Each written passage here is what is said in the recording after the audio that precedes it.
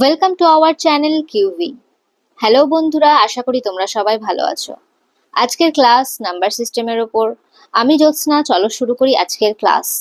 তাহলে সবার প্রথম দেখি নাম্বার সিস্টেমে আমাদের কি কি পড়তে হবে। Classification of number, unit digit, number of zero, divisibility, factor, reminder theorem, এই সমস্ত চ্যাপ্টার্স গুলো রয়েছে। এবার ইম্পর্টেন্ট বেসিক কনসেপ্টের উপর হচ্ছে কি ক্লাসিফিকেশন অফ নাম্বার।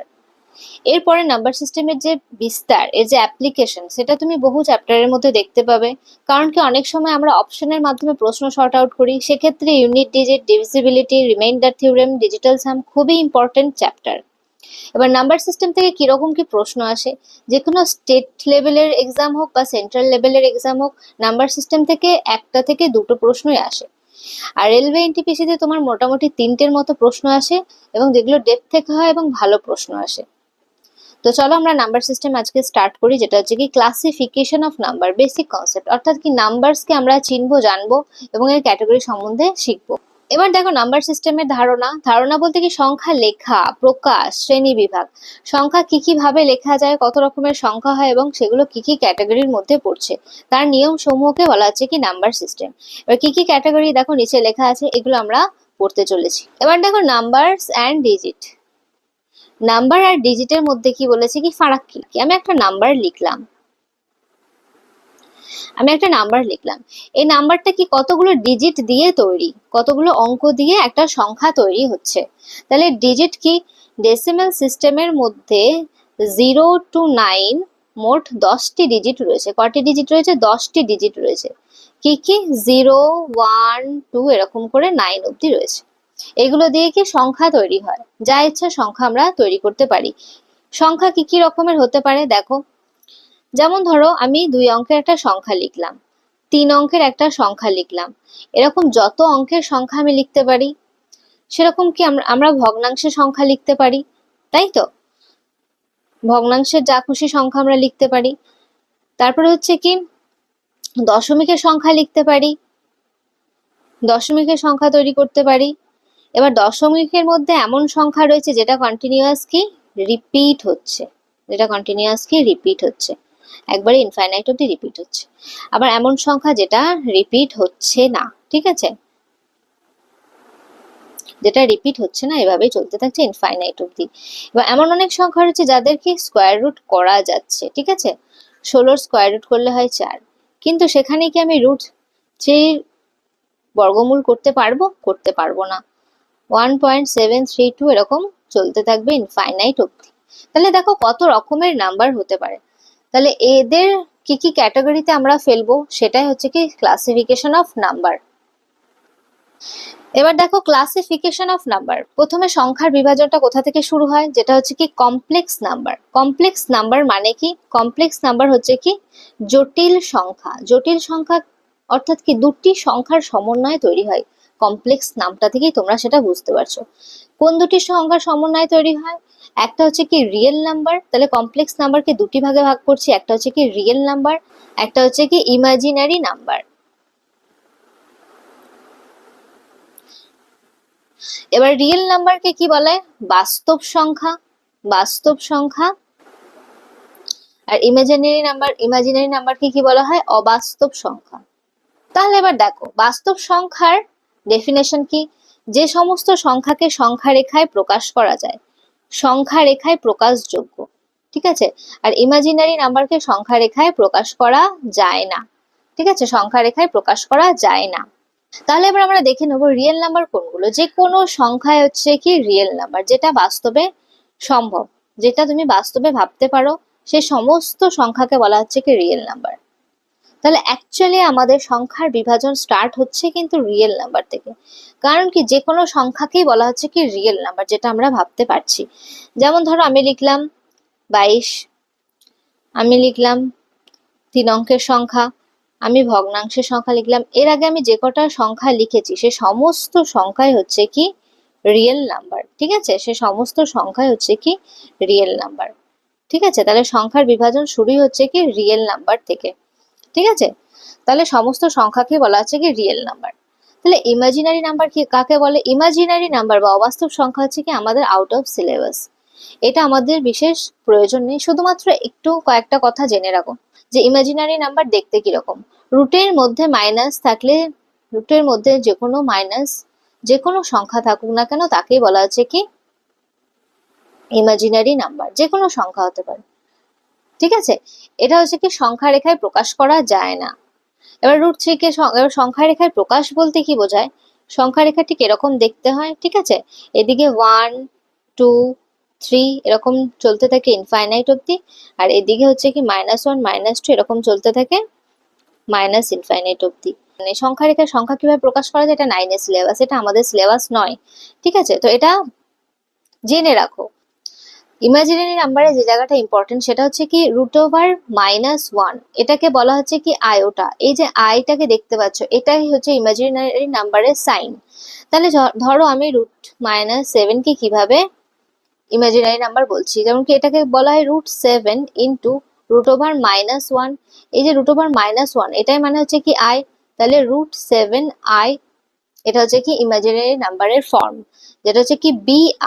এই বিটা হচ্ছে যে কোনো সংখ্যা আর আইটা হচ্ছে কি ইমাজিনারি সাইন। ঠিক আছে, যেটা হচ্ছে কি √-1। এবার কমপ্লেক্স নাম্বারের ফর্ম কি, এবার আমরা কমপ্লেক্স নাম্বারকে জানবো যে রিয়েল নাম্বার আর ইমাজিনারি নাম্বারের সমন্বয়ে তৈরি হচ্ছে কি কমপ্লেক্স নাম্বার।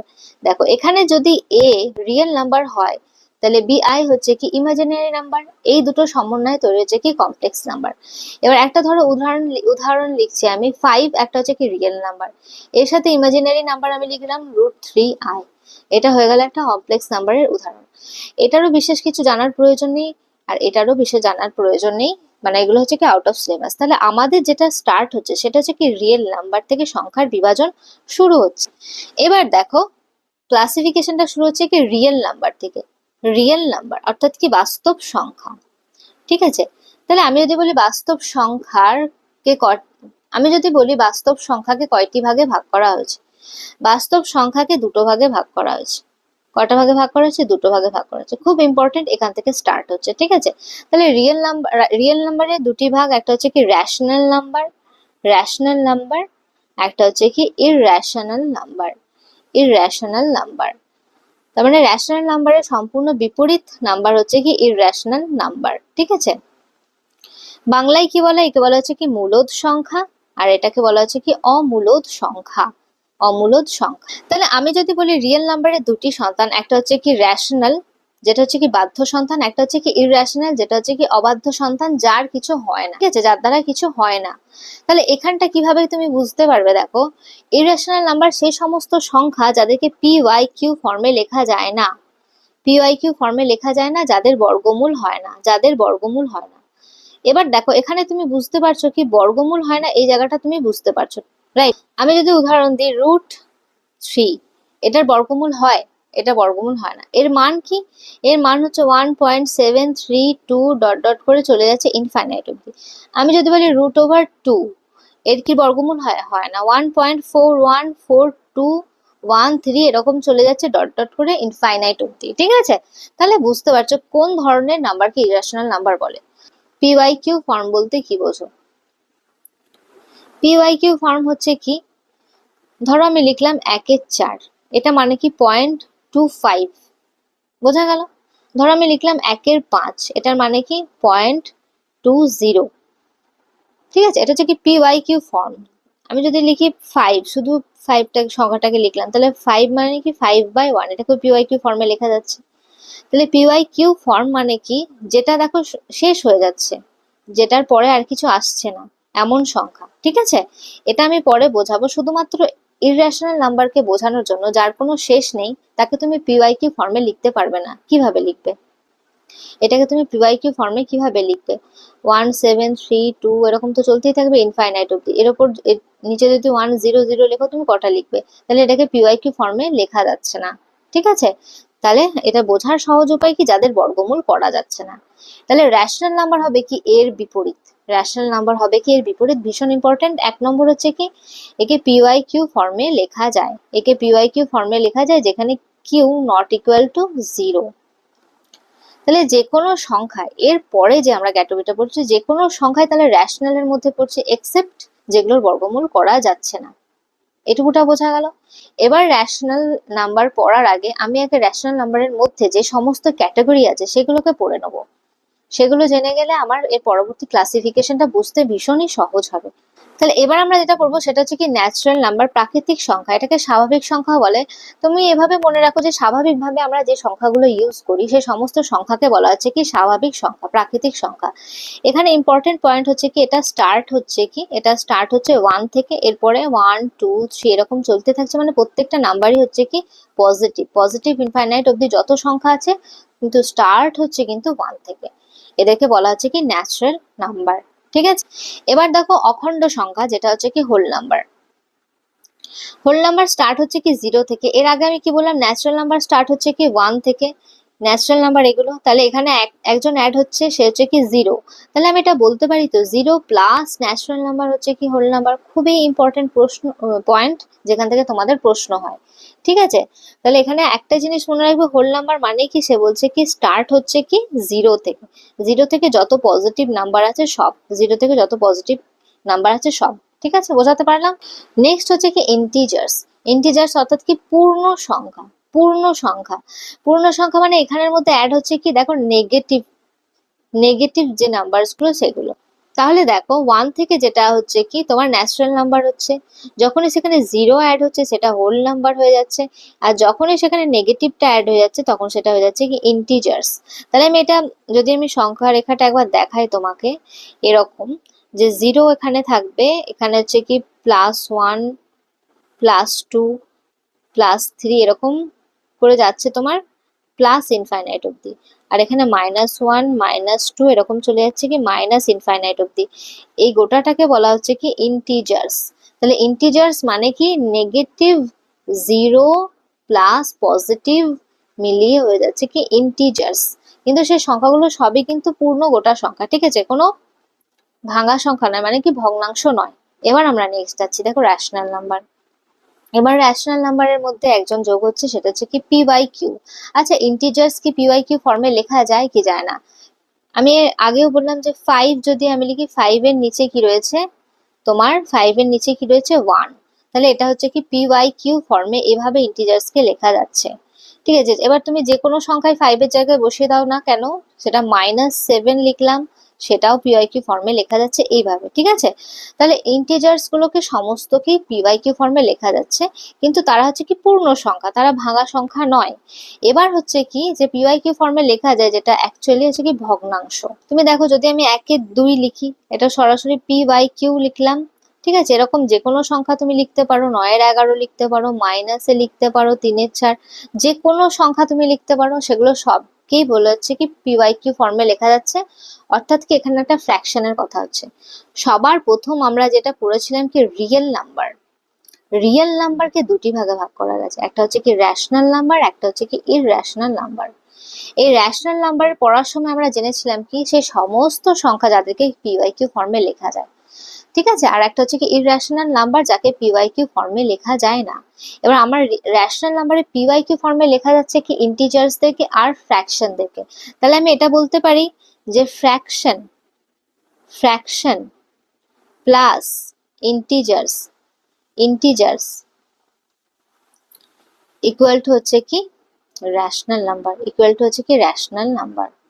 ঠিক আছে, ফ্র্যাকশন প্লাস ইন্টিজার্স এই দুটোকে মিলিয়ে হচ্ছে কি রেশনাল নাম্বার, এটা আমি বলতে পারি।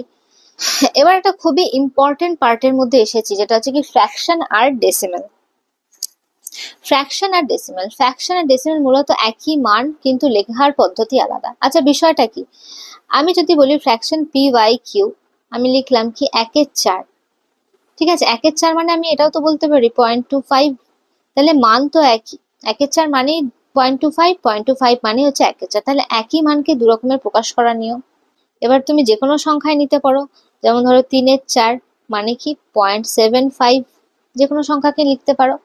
বিষয়টা কেন আমি বোঝাচ্ছি, কারণ ডেসিমেলটা বুঝতে হবে। ফ্র্যাকশন আর ডেসিমেল মূলত একই জিনিস, ঠিক আছে, লেখার ফর্ম আলাদা। এটা পিওয়াইকিউ ফর্মে আছে, এটা দশমিকে রয়েছে। ঠিক আছে, এটা ফ্র্যাকশনে রয়েছে, ফ্র্যাকশনের রূপে রয়েছে, এটা হচ্ছে কি ডেসিমেল ফর্মে রয়েছে, কিন্তু মান একই। রাইট, বোঝা গেল? এবার আমি এখানে যেটা মোস্ট ইম্পর্টেন্ট বোঝাবো, রেশনাল ইররেশনাল বোঝার জন্য ডেসিমেলকে খুব ভালো করে বুঝতে হবে। তাহলে ডেসিমেলকে কয়টি ভাগে ভাগ করা যাচ্ছে? ডেসিমেলের হচ্ছে ভাগ, একটা হচ্ছে কি টার্মিনেটিং ডেসিমেল, নন টার্মিনেটিং ডেসিমেল, কিন্তু রিপিটিং, নন টার্মিনেটিং রিপিটিং ডেসিমেল। আর একটা হচ্ছে কি নন টার্মিনেটিং, তোমরা পারবে বলো নন রিপিটিং, নন রিপিটিং। খুবই ইম্পর্টেন্ট এই বিষয়টা, ভালো করে বুঝবে। সবার প্রথম হচ্ছে টার্মিনেটিং ডেসিমেল।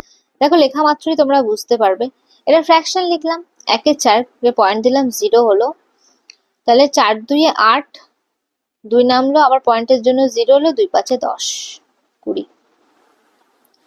তাহলে এখানের পরে আর তো কিছু হবে না, তাহলে 1/4 মানে কি 0.25 ফ্র্যাকশন, একটা ডেসিমেল, এটা ফ্র্যাকশনের রূপ, এটা ডেসিমেলের রূপ। তাহলে 1/4 মানে হচ্ছে কি 0.25, মানে এটা কি টার্মিনেট করে যাচ্ছে, এরপরে আর কিছু আসছে না, তাহলে একে বলা হচ্ছে কি টার্মিনেটিং ডেসিমেল। ধরো লিখলাম 1/5, এটার মানে কি 0.20। আবার লিখলাম কি 3/4, 3/4 মানে কি 0.75। তাহলে এই যে ধরনের সংখ্যাগুলো এদেরকে বলা হচ্ছে কি টার্মিনেটিং ডেসিমেল। ঠিক আছে, এমন ভগ্নাংশগুলো যেগুলো কি টার্মিনেট করে যাচ্ছে তাদেরকে বলা হচ্ছে কি টার্মিনেটিং ডেসিমেল, রাইট। এবং নন টার্মিনেটিং নন রিপিটিং ডেসিমেল, নন টার্মিনেটিং কিন্তু রিপিটিং ডেসিমেল। এরকম কি আছে, ধরো 0.3333, নন টার্মিনেট মানে এটা শেষ হচ্ছে না কিন্তু রিপিট করছে। ঠিক আছে, এগুলোকে কিভাবে লেখা যায়, 0.3 ওপর বার দেওয়া হয়, যে সংখ্যাটা রিপিট করছে তার উপর বার দেওয়া হয়। এবার বার মানে কি 3/9, এটা পরের কোনো ক্লাসে শেখাবো। এবার 3 একে 3, 3 থেকে 9, তাহলে 1/3, তাহলে 0.3 ওপর বার মানে কি 1/3। তাহলে এটা হচ্ছে নন টার্মিনেটিং বাট রিপিটিং ডেসিমেল। ঠিক আছে, এরকম যে কোনো সংখ্যা হতে পারে 0.63, এর উপর বার লিখলাম, তাহলে 63/99, তাহলে এটা হচ্ছে 7 9 63, 9 11 99, তাহলে 9/11। বিষয় এটাই যে আমি এখানে তোমাকে এই যে নিয়মটা শেখাচ্ছি না, এখানে আমি তোমাকে এটা বোঝাতে চাইছি যেটা রিপিট করছে এমন সংখ্যাকেও ভগ্নাংশে প্রকাশ করা যাচ্ছে, PYQ ফর্মে লেখা যাচ্ছে, বা এই ধরনের ভগ্নাংশগুলো হচ্ছে কি রিপিটিং ডেসিমেল। দুভাবেই বলতে পারো যে 1/3 মানে কি, 1/3 মানে হচ্ছে 0.3333, এরকম চলতে থাকবে। ঠিক আছে, এরকম তুমি বলতে পারো। এরকম আরো কিছু উদাহরণ, যেমন ধরো আমি যদি লিখি 1/6, 1/6 মানে হচ্ছে 0.1666, মানে এটা হচ্ছে কি চলতে থাকছে ইনফাইনাইট অব্দি। এটাকে কি লেখা যায় 0.16 6 এর উপর বার থাকবে। ঠিক আছে, বিষয় এটাই যে কোন জায়গাটা আমি বোঝাতে চাইছি, যে দশমিকের পরে যেটা শেষ হয়ে যাচ্ছে বা দশমিকের পরে এমন সংখ্যা যেটা রিপিট হচ্ছে, এমন যে সমস্ত ভগ্নাংশগুলো রয়েছে, অর্থাৎ কি PYQ ফর্মে এমন যে সমস্ত সংখ্যা রয়েছে, ঠিক আছে, তাদেরকে বলা হচ্ছে কি রেশনাল নাম্বার। এরা সবই হচ্ছে কি রেশনাল নাম্বারের ক্যাটাগরিতে। এবার নন টার্মিনেটিং নন রিপিটিং, যেটা আমি তোমাদের একদম প্রথমে পড়িয়েছিলাম, মনে আছে, যেটা আমি একদমই তোমাদের প্রথমে পড়িয়েছিলাম, √3 মানে 1.732, এরকম চলতে থাকছে ইনফাইনাইট অব্দি। ঠিক আছে, কিন্তু এটা কোনো রিপিট হচ্ছে না। ধরো √2 লিখলাম, এটা মানে কি 1.4142, এরকম চলতে থাকছে ইনফাইনাইট অব্দি, যেটা কোনো রিপিট হচ্ছে না। তারপরে পায়ের মান দেখো 3.141592, এরকম চলতে থাকছে ইনফাইনাইট অব্দি, কোথাও রিপিট দেখতে পাচ্ছ, রিপিট হচ্ছে না। ঠিক আছে, এরকম যে সমস্ত সংখ্যা যাদের কোনো রিপিটেশনও নেই, আবার যারা টার্মিনেটও করে না, সে হচ্ছে কি ইররেশনাল। এটা হচ্ছে কি ইররেশনাল। রেশনাল ইরেশনালকে বুঝতে হলে এই জায়গাটা খুবই ইম্পর্টেন্ট পয়েন্ট তোমাদের। আর এটা হচ্ছে কি রেশনাল, রেশনাল নাম্বার। ঠিক আছে, এবার হচ্ছে কি ক্লাসিফিকেশন অফ নাম্বারস। দেখো এর আগে আমরা পড়েছি কি কমপ্লেক্স নাম্বার। গোটা ক্লাসিফিকেশনটা প্রথমেই আমি না পড়িয়ে আগে তোমাদের ডেফিনেশন গুলো শেখালাম। কমপ্লেক্স নাম্বারকে কয়টি ভাগে ভাগ করা যায়, দুইটি ভাগে ভাগ করা যায়। ঠিক আছে, একটা হচ্ছে কি রিয়েল নাম্বার, সমস্ত ক্লাসিফিকেশনটা আমরা এখানে দেখবো। একটা হচ্ছে কি ইমাজিনারি নাম্বার, ইমাজিনারি নাম্বার। আচ্ছা, রিয়েল নাম্বারকে কয়টি ভাগে ভাগ করা যায়, রিয়েল নাম্বারকে হচ্ছে কি দুটি ভাগে ভাগ করা যায়। আচ্ছা, রিয়েল নাম্বারকে বলার আগে আমি ইমাজিনারি নাম্বারের একটু উদাহরণটা দিই। ইমাজিনারি নাম্বার মানে হচ্ছে কি রুটের মধ্যে যে কোনো সংখ্যা যেটা মাইনাসের সাথে থাকবে, রুট ওভার মাইনাস যে কোনো সংখ্যা, রুট ওভার মাইনাস যে কোনো সংখ্যা, সেগুলোই হচ্ছে কি ইমাজিনারি নাম্বার। উদাহরণটা বোঝালাম। এবার হচ্ছে কি রিয়েল নাম্বারের ভাগটা দেখো। রিয়েল নাম্বারকে দুটি ভাগে ভাগ করা যায়, একটা হচ্ছে কি রেশনাল নাম্বার, রেশনাল নাম্বার, একটা হচ্ছে কি ইররেশনাল নাম্বার, ইররেশনাল নাম্বার। ঠিক আছে, এবার ইররেশনাল নাম্বারের উদাহরণটা আমরা দেখব। ইররেশনাল নাম্বার কাকে বলে? যে সমস্ত সংখ্যার কিছু হয় না, মানে কি বর্গমূল হয় না, বা যাকে পিওয়াইকিউ ফর্মে লেখা যায় না, সেই সমস্ত সংখ্যাকে বলা হচ্ছে কি ইররেশনাল নাম্বার। ঠিক আছে, এবার আমরা পড়ছি কি রেশনাল নাম্বার। তাহলে রেশনাল নাম্বার কি কি নিয়ে তৈরি আমি বলেছিলাম বলো তো, মনে আছে আশা করি। একটা হচ্ছে কি ইন্টিজার্স, ইন্টিজার্স, একটা হচ্ছে কি ফ্র্যাকশন বা ডেসিমেল, যা ইচ্ছা বলতে পারো। আমি ফ্র্যাকশন আর ডেসিমেলকে একই ক্যাটাগরির মধ্যে রাখছি, নাহলে আবার বেশি গুলিয়ে ফেলবে। ইন্টিজার্স, একটা হচ্ছে কি ফ্র্যাকশন। ইন্টিজার্স মানে গোটা নাম্বার, ফ্র্যাকশন মানে হচ্ছে কি ভাঙা নাম্বার। ঠিক আছে, যে কোনো নাম্বারই হোক না কেন সবাই রেশনাল নাম্বার, কারণ এদের একটা ফর্ম আছে।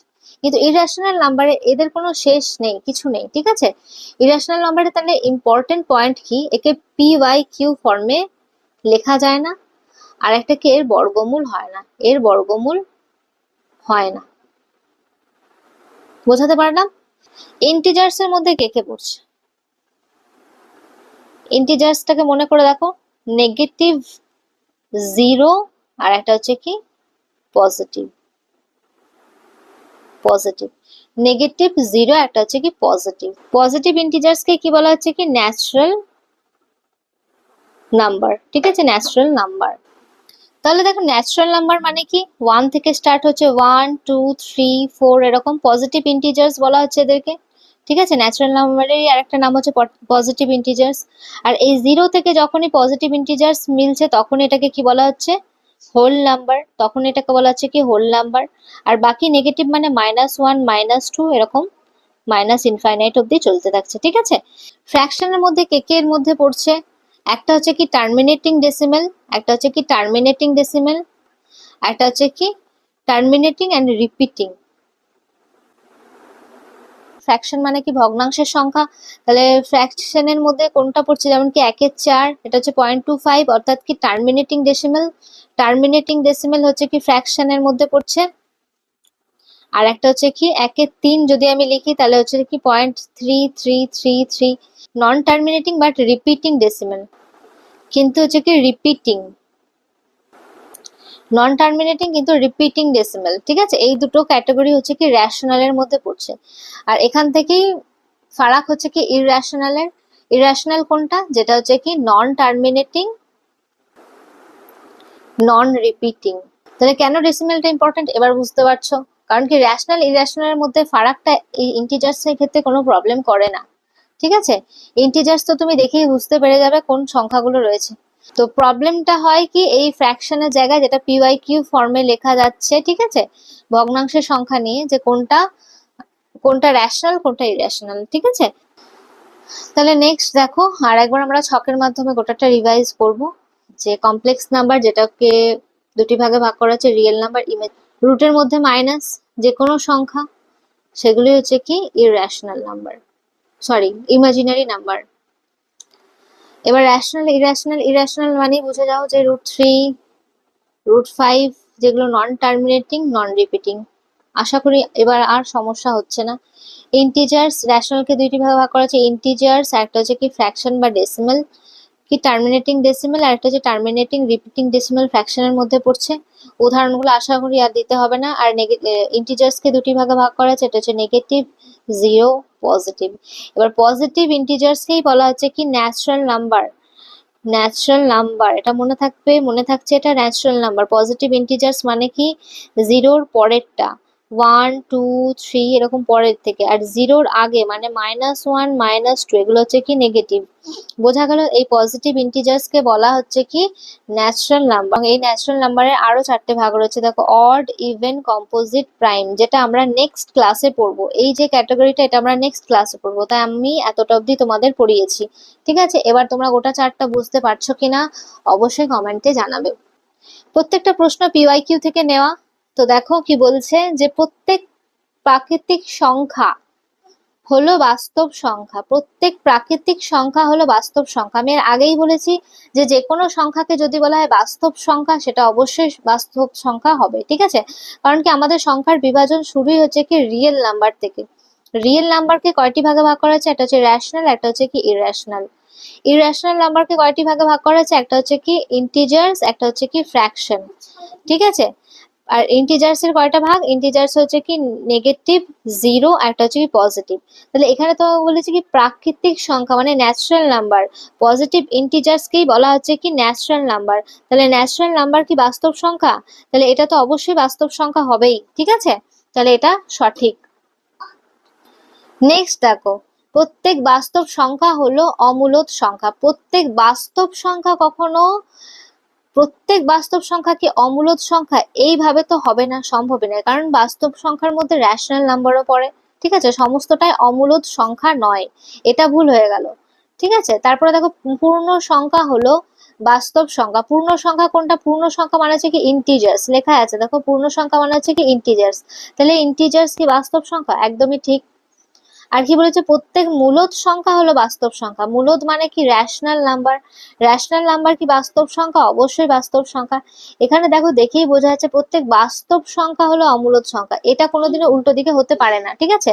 তাইলে আমার কোনটা হচ্ছে কি A C D, option number 2। Okay, next হচ্ছে কি বাস্তব সংখ্যা সমূহের মধ্যে নিম্নলিখিত কোনটি অন্তর্ভুক্ত আছে? বাস্তব সংখ্যা সমূহের মধ্যে, বাস্তব সংখ্যা সমূহের মধ্যে, বাস্তব সংখ্যার মধ্যে কে রয়েছে বলো? রিয়েল নাম্বারের মধ্যে কে রয়েছে? রেশনাল রয়েছে, ইরেশনাল রয়েছে। তাহলে কি বলেছে দেখো, কেবল মূলদ সংখ্যা, শুধুমাত্র মূলদ সংখ্যা নয়, কেবল অমূলদ সংখ্যা সেটাও নয়, মূলদ এবং অমূলদ। কারণ কি বাস্তব সংখ্যাকে তো ভাগই করা আছে দুটি ভাগে, রেশনাল আর ইরেশনাল, ঠিক আছে। তাহলে অপশন সি। চলো নেক্সট প্রশ্ন দেখো, কোন সংখ্যাটি বাস্তব কিন্তু মূলদ নয়? দেখো, এবার একটা ভালো প্রশ্ন দিয়েছে, এসএসসি জিডির কনস্টেবলের প্রশ্ন 2025 সালে। কি বলেছে? কোন সংখ্যাটি বাস্তব কিন্তু মূলদ নয়? মূলদ কোনটা? 3/5, এটা PYQ ফর্মে লেখা যাচ্ছে, তাহলে এটা হচ্ছে কি রেশনাল নাম্বার, ঠিক আছে। PYQ ফর্মে লেখা আছে যাদের বর্গমূল হয়। মূলদ সংখ্যা মানে কি রেশনাল নাম্বার, মানে কি ইন্টিজার্স প্লাস ফ্র্যাকশন, ঠিক আছে। ফ্র্যাকশন, সেই সমস্ত ফ্র্যাকশন যাদেরকে PYQ ফর্মে লেখা যায়। ইন্টিজার্স মানে কি 5, এটা হচ্ছে কি ইন্টিজার্স। -2, এটা হচ্ছে কি নেগেটিভ ইন্টিজার্স। তাহলে কাকে, কোন সংখ্যাটি বাস্তব কিন্তু মূলদ নয়, মানে সেই সংখ্যাটা হচ্ছে কি ইররেশনাল নাম্বার। বাস্তব রিয়েল নাম্বার, কিন্তু রেশনাল এবং ইররেশনাল দুটি ভাগে ভাগ করা যায়। যদি মূলদ না হয় তাহলে সেটা কি হবে? ইররেশনাল নাম্বার হবে। ইররেশনাল নাম্বার কোনগুলো হয়? যাদের বর্গমূল হয় না, যেমন হচ্ছে কি √7।